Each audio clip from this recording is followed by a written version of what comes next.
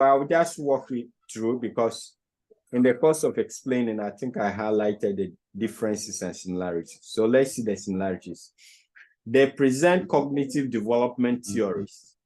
So both scholars will help us cognitively in our brains to be able to understand how people develop morally, whether you're a male or a female. The theorists or the scholars help us to understand moral development of human beings. They agree that there are 3 stages of moral development. So we realize that in both cases, we had a pre-conventional, we had a conventional, and we had a post-conventional. It was only in the case of Gilligan, but not the Kohlberg's, that we had some subdivisions, making it 6 instead of 3. But generally, they all have 3 major classifications in terms of stages of moral development. They prove that moral development takes place through stages. Said, yes, we've seen that once again from pre-conventional to conventional to post-conventional. They come to the conclusion that moral development at the mature stage is better than that at the pre-conventional stage. Okay, so the last stages are places of personal self-reflection. All right. At the first stages is about you, but not so much about you. Your immediate family tends to have an influence. All right. But at the post stage, you make decisions upon sober self-reflection to find out that which is right for you, and so on and so forth. So it is far better than the pre-conventional stage. Okay. The studies seem to suggest that moral standard of a person is a relative concept and gradually takes shape in the process of evolution over time. Okay, so we can see the development that takes place where it is about us and the immediate family. Then we move to what society wants. Then we get to a point of self-reflection where we ourselves determine what is right, and therefore what we should be doing and what we should not be doing. Okay. Then we have the differences. Kohlberg's theory is right-based. So when it comes to the male, they insist on their right. So they do things because they feel that some rights of theirs will be served. Okay. So if more of the self-interest discussions that we had. With Gilligan's theory, it is care-based, and we've explained that already when it comes to the female. Okay. Kohlberg lives in 6 distinct stages of development. So the 3 major stages, as we said, we break it down, then we get 6 stages.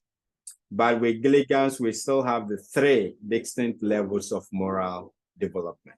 Okay, so this point we've already discussed, or if you read, you'll be able to understand based on the explanations we've had so far. So let's look at some 2 related concepts in ethics. And I think I've hinted on them when I was explaining the absolutism. No, not absolutism. I was explaining deontological theory and consequential theory of ethics. All right. Idris, if you'll be moving, can you turn off your video? It's kind of distracting. If you will not be stable, you can turn off your video, right? So I don't see you moving. That's fine. Thank you. Okay. So ethical absolution or absolutism is the ethical position that there are unchangeable moral benchmarks that may be used to determine whether a particular action is right or wrong, regardless of the circumstances surrounding it. So with ethical absolution or absolutism, which I like more, they argue that we have some unchangeable moral benchmarks that can help us, irrespective of the circumstance that you find yourself in. Those benchmarks should be able to help us to determine what is right and what is not right, okay, or to determine our ethical stance as far as our ethical behavior is concerned.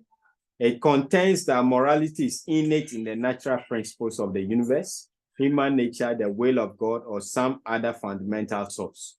So, irrespective, for example, if we take murder, thou shalt not kill.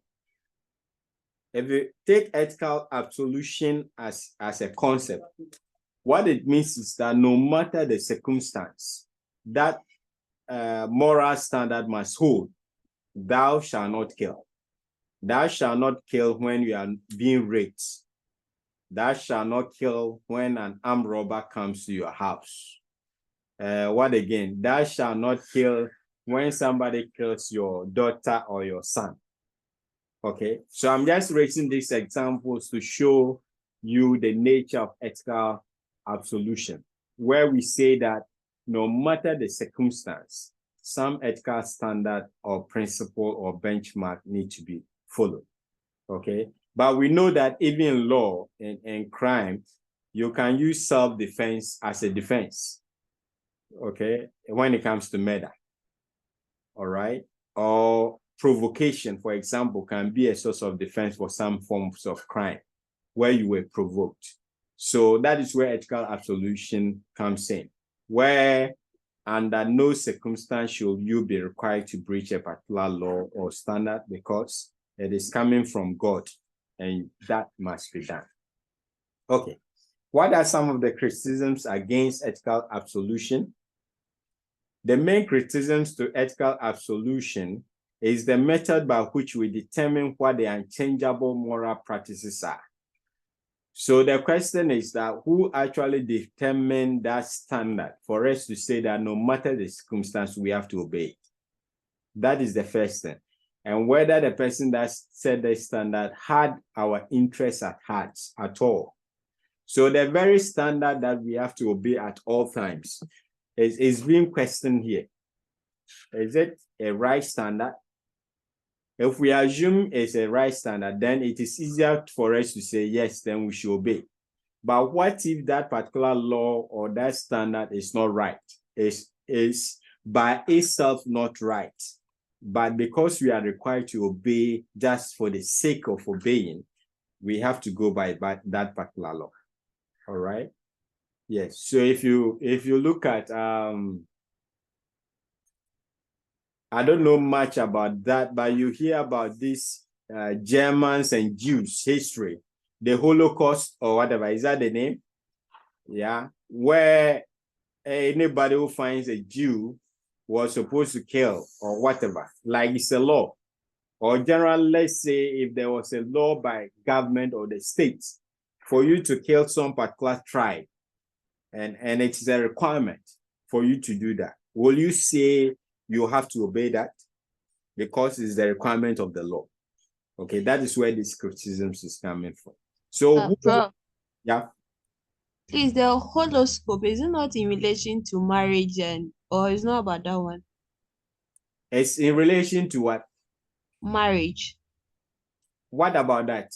I'm you thinking about the term where they used to burn people. What is the name? Holocaust. Horoscope That is the Holocaust. That is the World War II. What happened? What Prof just said. Yeah. It's the same thing. No, horoscope is different though. I didn't say horoscope. He's not talking about horoscope.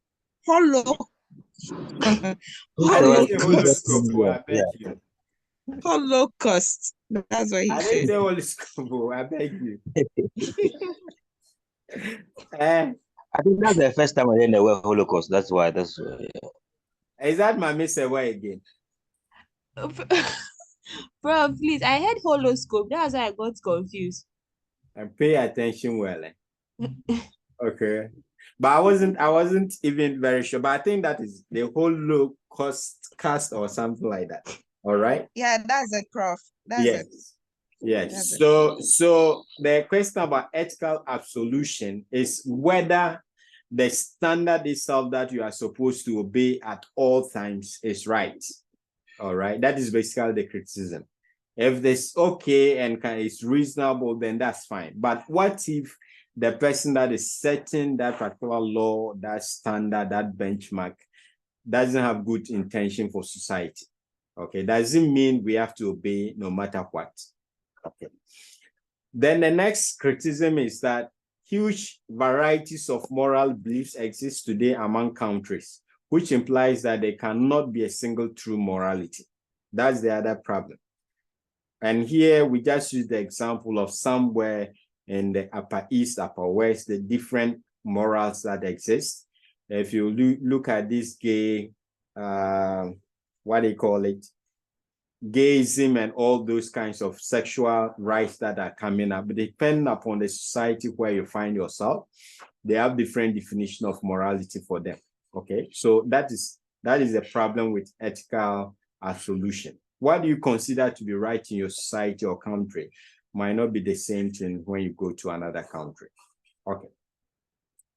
A consequentialist will argue that it cannot be proper for a moral absolutist to be unprepared to kill one person in order to stop the deaths of countless others. So basically here is talking about where to consequentialists, it makes sense that one person dies in order to save, say, 1,000 or 100 people. To ethical absolution, the example I normally use is if you were a bus driver, okay, and somebody carelessly crossed you whilst you were on top speed. What we know is that at that point, if we were to apply the brake, everybody in the bus will die. Let's assume that that could happen if you were to apply the brake abruptly, okay?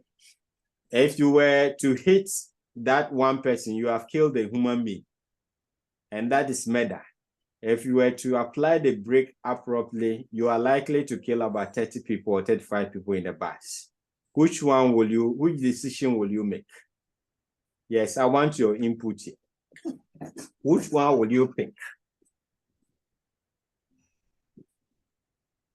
Idris.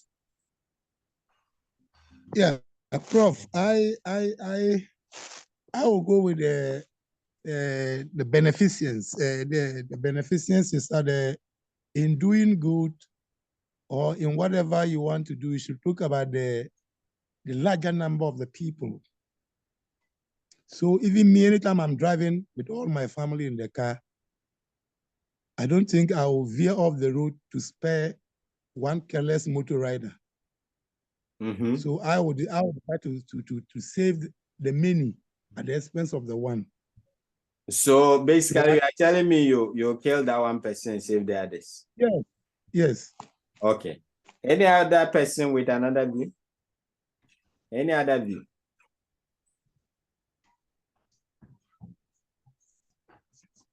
Any other view? Desmond, what will you do?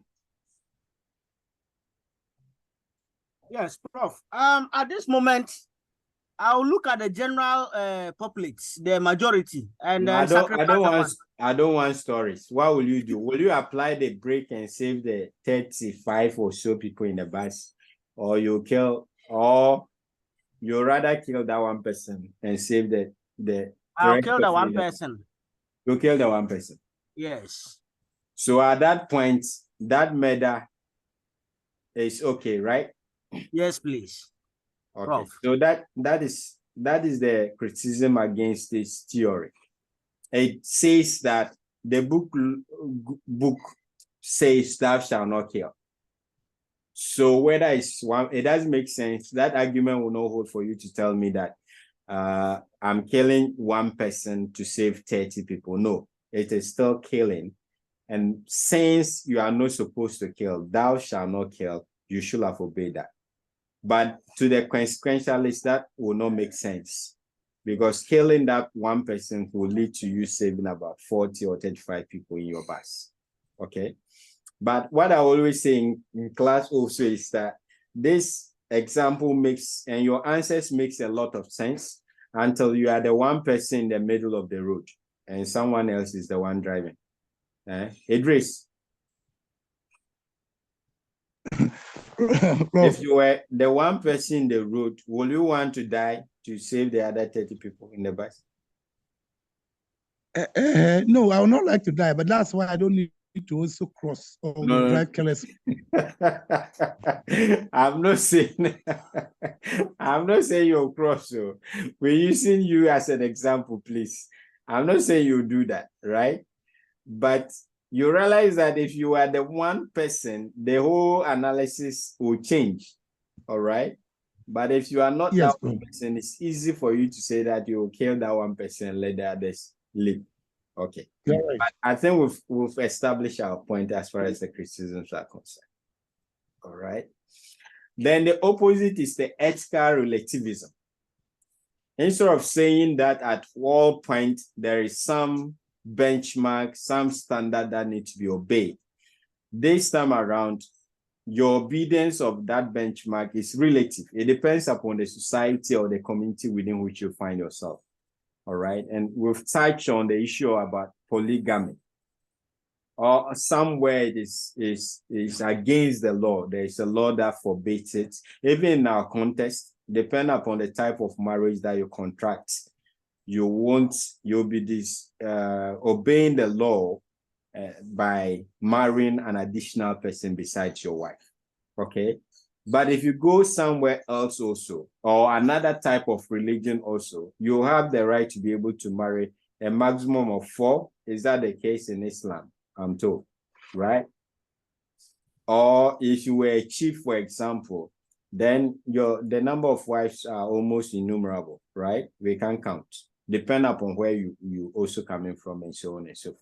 So when we take an example of polygamy, we cannot for sure say that it is right or it is wrong.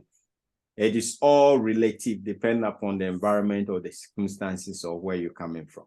Okay, so ethical relativism argues that ethical standards are relative to a situation, place, time, and circumstances. Much earlier when we were talking about murder, I used the example of armed robbery. All right. If an armed robber comes to my house to attack me, you don't expect me to be saying, thou shalt not kill, right? In fact, I'll kill the armed robber before thinking about the fact that I shouldn't kill, and so on and so forth. So the ethical standards will be based on the situation or the circumstances that you find yourself. And I think the other popular example I like is when these armed robbers come around and probably you were raped, okay, and you got pregnant out of this particular rape by this armed robber. Will you keep the child? Will you abort the child? The talkative, Mami, say, what will you do? Okay. For the ladies, so Yes, that's why I'm looking for Mami Sewa. What will Is you do? our the child? You abort the child. Why? Yes. I can't give birth out of wedlock. I don't even know his father. You don't know the father. Yes. Okay. And how sure am I- I that the child won't be a fellow criminal when he grows up? Yes, that's the answer I really want, right? That is the main consideration of most people. Whether the child won't become an armed robber also when he grows up and so on and so forth, right? So the norm would be if you were with a Christian faith and very religious person, you swear by your Bible that you'll never commit abortion, okay? But if you find yourself in a situation where you were raped by an armed robber and you got pregnant as a result, you may be forced to do that. So at this point in time, your decision is being influenced by the circumstances surrounding your conception. Okay, so that is where ethical relativism is coming from. All right. Okay. Criticism against the ethical relativism. So relatives lack justification to hold others accountable for misbehavior. If you have understood it well, relativism always gives room for you to be able to justify your behavior. As long as you can find reason for the type of behavior, nobody can hold you liable because the standard is relative. What you consider to be bad won't be bad for me, and so on and so forth. So it becomes difficult for you to hold others accountable for their misbehavior. All right. So if we take thou shalt not steal, and the person goes to steal, yeah, if you take him to court and it's based on ethical relativism, he will give you all the reasons why he needed to steal at that point in time. He's hungry, his mother is at the hospital, his father just finished a surgery that he can't pay for, and so on and so forth. So there is the reason or justification for that particular crime that he has committed. Okay. Because evil cannot exist in relativism, relatives are unable to complain about the issue of evil. So the same notion. Once you say that what is right or wrong is dependent on circumstances, then you cannot actually criticize any evil, okay? Because the people that commit the evil will always have a reason why they did so. Relativism does not support assigning blame or receiving compliments, all right? If you did right, it's based on the circumstances. If you did wrong, it was based on the circumstances. So you cannot praise or criticize. Relativists are not permitted to assert unfairness or injustice. So the logic is the same. Once you say that we can explain issues away, then you cannot actually hold somebody liable for unethical behavior. Then we have the last one, ethical pluralism. So it seeks to want to combine the two concepts, all right, and argues that there could be several alternatives to ethical absolution and relativism, all right. So in society, there could be some standards that are absolute, but there could be other standards that are relative. And pluralists try to mix all of these things together in order to get society moving. Okay, so moral pluralists have said that there are numerous moral truths that cannot be unified into single principle. The pluralist does not believe that all frames are equal. So they seek to tolerate both relativism and absolution. All right, all of that come together to form the ethical pluralism. Yeah, the criticism is that once there is some aspect of relativism, all the things that we've seen before about relativism comes to play here. Okay, so the acceptance of various ethical frameworks prevents adherents of ethical pluralism from effectively criticizing beliefs, behaviors, institutions, and other things that are actually flawed. Once you admit that there could be some aspects or some standards that are relative, then it prevents you to be able to criticize when people engage in such behavior. Right, let's look at the 4 critical principles of ethics. So we have the ego-based principle. It says that human actions are primarily egocentric and selfish. So people will behave in a particular way, as we've seen in the development stages of moral development, based on egocentric and selfish behavior. Even with the female, they started with survival, all right? And Adam Smith noted that this is not totally bad, because in seeking to meet our own needs, to promote our ego, we also end up helping society.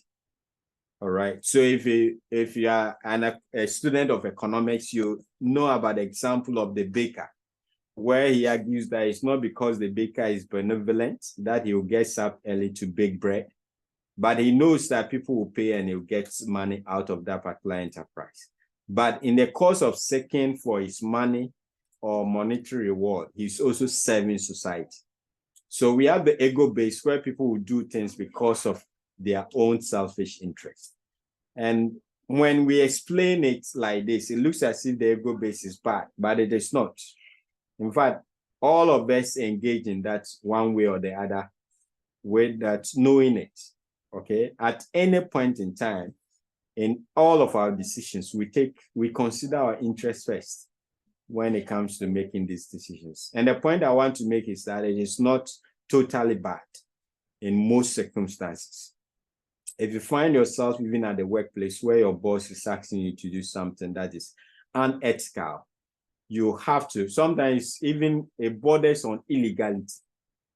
All right. You have to think about yourself first before deciding whether to comply or not to comply with that instruction. Then we have the 2, rule-based principle. Okay. So according to this notion, moral behavior should be guided by predetermined ethical standards. In this situation, the open action is what counts, not the repercussions. So with rule-based principle, ethical behavior is judged by your obedience to certain standards, ethical standards that have been set. Once you obey the rules, then you can be deemed to be ethical. We need to explain this because sometimes the rules will not make sense. Okay, so I use the example of most times this security man. Once he has been instructed that somebody shouldn't pass somewhere or a gate is closed to the public, it won't matter whether it's an emergency. He will not allow you to pass that. Okay, and recently, have you heard about the Samini case and Legon security guy? Where he won't allow him to use some particular gate at University of Ghana. All right. I need your response. Did you follow that story? Prof. I think later he apologized to the security guard. Yes, exactly. But the point I was trying to establish is where the security person or any of us will want to follow the law or what the rule says in spite of the circumstances. In Samini's case, he could have driven to the other entrance that everybody could use. Okay, but there could be instances assuming that is the shortcut to probably a hospital. And yet, because the security guy has been told that if you don't have a card, you shouldn't use it, that person will not still open that distance, the gate for emergency situations because he's obeying the rules. Okay, so we need to know about this one also, where ethical behavior is judged based on our obedience of some laws, some rules, and some ethical standards.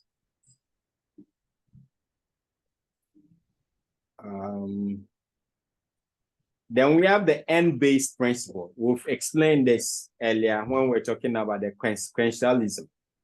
Okay, so this moral principle is founded on the idea that acts have consequences.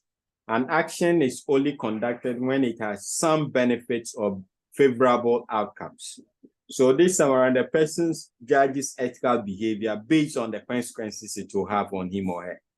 Will it bring benefits or will it minimize negative consequences? If that is the case, then the person will engage in it. Okay. But if the consequences will be high, then the person will not engage in a particular behavior.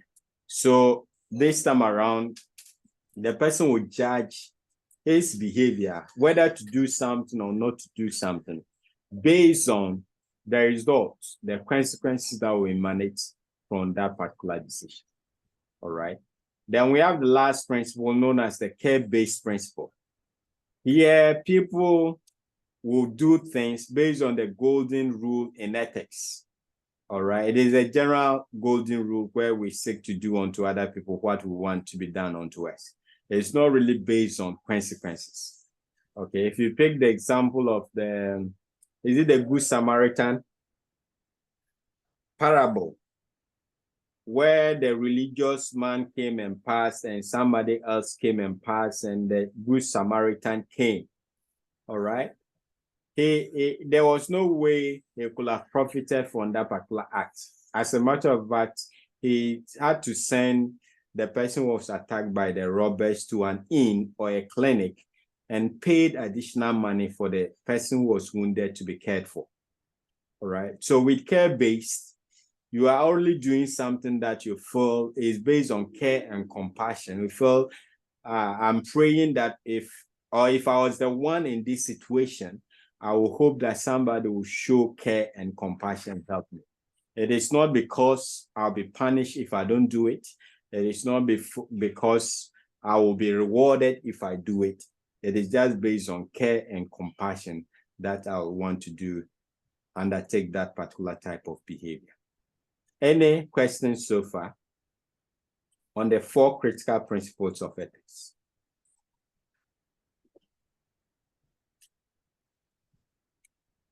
Any comments, any question before we move on?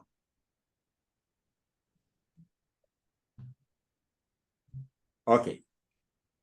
So what are the implications of the 4 principles of ethics? Point 1 says, these principles suggest that in the same situation, different decisions can be arrived at, and depending on the merit, a particular principle can be applied. So as I said, you need to have an open mind when it comes to these principles. Care and compassion, or the last principle, right? Sounds very nice. Care-based principle. But it should not be applied in all circumstances. In fact, there are circumstances that you could find yourself into a lot of trouble if you want to use the care-based principle. All right. So the example of the Good Samaritan that I just spoke about, we've heard about cases now where armed robbers also do that. They will intentionally behave as if somebody is sick or somebody has been hurt. And once you park your car, they pounce on you. Okay, so we have to be careful. Somebody will appear somewhere, either in the middle of the road, midnight somewhere, and so on and so forth, with all kinds of mindset. So it doesn't mean at all time one principle will be correct. You need to be able to understand the situation and determine. And as I was talking about the ego principle on the surface might look like a bad principle. But in reality, it is a principle that we have to focus on. Because I've realized that in society, all of us are selfish. We're just covering up. So if somebody can use you to achieve their agenda, they won't care about you much. So before you make any decision, you have to think about yourself first. So in the same situation, you may want to use the care principle, like the Good Samaritan thing, the parable. Sorry if you are not a Bible person, right? But I think it's a very popular one. The Good Samaritan story in the Bible. Anybody who has not heard it before in the class? In this class? Okay. So if the person could have made a decision based on ego-based principle, right? Probably he had somewhere going. He would be late if he wanted to look out for the person who was harmed by the armed robbers, and therefore they will pass. Okay. Which other one? Rule-based principle. It wasn't the requirement of the law for you to help armed robbers. As a matter of fact, in law, if you were to give somebody an impression that you were helping the person and you don't complete that act of help, and it leads to adverse consequences, you can actually be sued for that. Okay. So if you give an impression, for example, to somebody that the person can depend on you, you give money to the person, you support the person with food, and the person over the period has depended on you for survival, and all of a sudden you stop that, the person can sue you, okay, for a breach, because you created an impression that he could depend on you for his survival. All right. So that decision wasn't based on rule-based, even though he could have used what the Bible says or whatever religious books in those days to be Judaism says and go by that. End-based principle. Consequences, there were no consequences in this particular situation. As I said, by going to that particular act, he was rather putting himself under that particular under a situation that he can be held liable, assuming in the course of transporting the person there was an accident and that Samaritan was to die in the course of the transport. That would change the entire scenario for this Good Samaritan story. Okay, but it could fall within the care-based, or it falls solidly within the care-based. But as I said, all the others were things that the person considered before making the decision to help the person that was struck by the armed robbers. Okay. Mami said, well, I can see your honor. And Prof, you gave an example that if you tell someone that if you promise someone that he or she can depend on you and you are not able to cater for the person, you are liable to you be held accountable for something like that. I don't know if I got what you said. Yes. What if law things of are thought. not? So yes, What so, if so you it made is that promise because things were going on well with you, but now things are not going on well with you? What do you do in that case? yeah, beautiful. You've just introduced an assumption that didn't exist when I was talking about it, right? So we are talking about where things are the same. You have not gone through any challenges and anything, and all of a sudden you decide not to do that. All right. But that is law of thought. You don't have to bother your head about that. I just used it as an example to explain the point that I was trying to say. Okay. There are all manner of funny cases where good Samaritans have found themselves into a lot of trouble because the requirements of the law is that you shouldn't create that impression that a person could depend on you. And once you kept the person in that mood and made the person to believe that they could depend on you, if you were to stop abruptly, an action can be taken against you in law. But of course, there are defenses where you can justify that your circumstances have changed and so on and so forth. Then it becomes a different scenario altogether. Okay. Are we fine? Yes, please. All right.